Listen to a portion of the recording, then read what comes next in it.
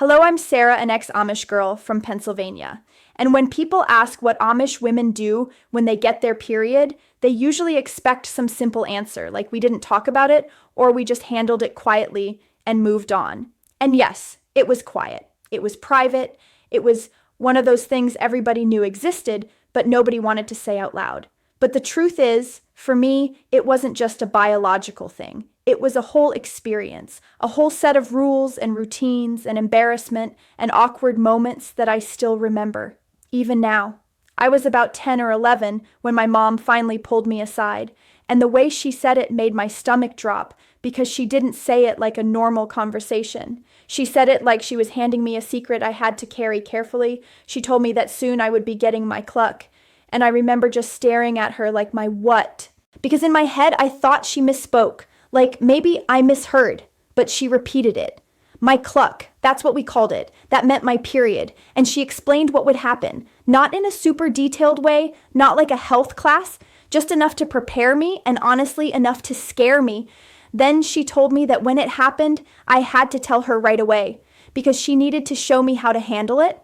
Back then, we didn't use store-bought pads in my family. We used ripped-up towels and cloths, and we pinned them into our homemade underwear.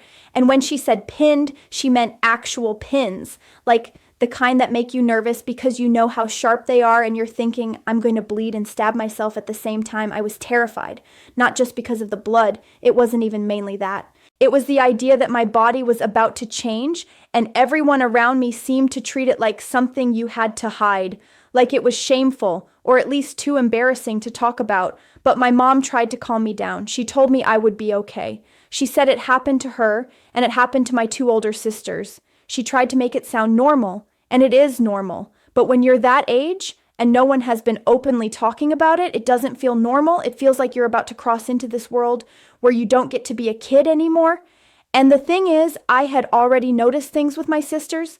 In the summer, most Amish people go barefoot. That was just normal. Bare feet on grass, bare feet in the barnyard, bare feet everywhere. But every so often, my sisters would suddenly start wearing shoes for about a week. And I noticed it because it stood out. It didn't match the routine, but nobody explained it. And I remember being a kid and thinking it was something they were doing to be different, or maybe they were trying to look nicer, or maybe they were in trouble and shoes were part of it, because that's what kids do. We fill in the blanks with whatever makes sense to us. Then once my mom had the talk with me, it clicked. When the women had their period, they had to wear shoes for a whole week. And I'm telling you, when you grow up barefoot half the time, wearing shoes for a whole week feels like a billboard. It wasn't something you announced, but it was something people could notice. And it wasn't talked about openly either. It was hush-hush. That's the best way to put it. The boys weren't told about it until they were 16 or 17. So until then, they'd notice the shoes and have no clue what they meant. So of course, they teased. I teased too when I was little and didn't understand. My brothers teased my sisters for wearing shoes. It was like this annoying little joke that kept popping up. And looking back now, it makes me feel bad because my sisters were already dealing with something new and uncomfortable. And on top of it, they had to deal with comments. And there were other rules that went with it. During that week, we couldn't work hard. No gardening, no carrying anything heavy. We had to take care of ourselves. We could do light work like cooking and housework, but nothing that would be considered heavy labor.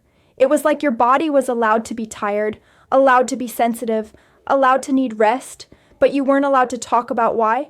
You just quietly shifted your role for a few days and hoped nobody asked questions. Then it happened to me. It was a Saturday night.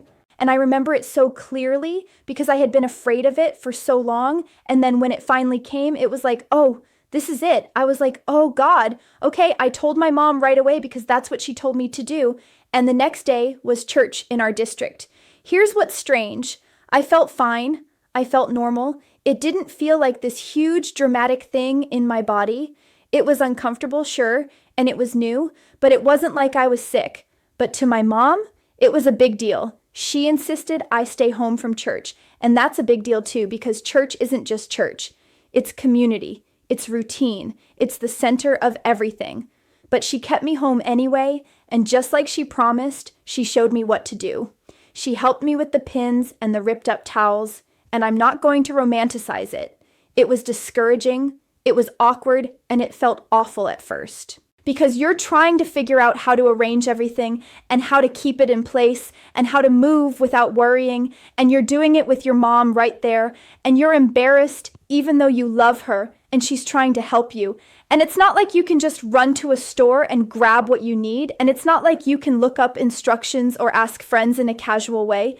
You just do what you're taught, and you make it work. And I did. I made it work. I was fine. But I didn't get to go to church that Sunday. My dad stayed home from church too.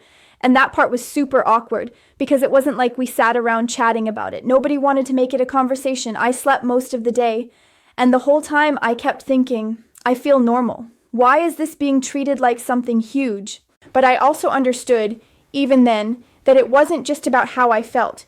It was about how it was viewed. It was about tradition, privacy, modesty, the way things were done. Now, I'll say this too. My family uses pads now, and I'm honestly happy for them that they do. Because back then, when I was there 26 years ago, we did not use pads from the store. We used what we had, and we made do. And that's just the honest truth of it. It was practical, it was what my mother knew, and it was what her mother likely knew too. So when someone asks what Amish ladies do when they get their period, I can only answer from my experience. For me, it meant a quiet talk with my mom, cloth and pins, a week of shoes in the summer, lighter work, and a whole lot of silence around something that every woman goes through. And if I could go back and talk to that 10 or 11-year-old version of me, I would tell her what I wish someone had told me in a simple, direct way. This is normal. You're not in trouble. Your body isn't betraying you. And you don't have to be ashamed of something that's just part of being human.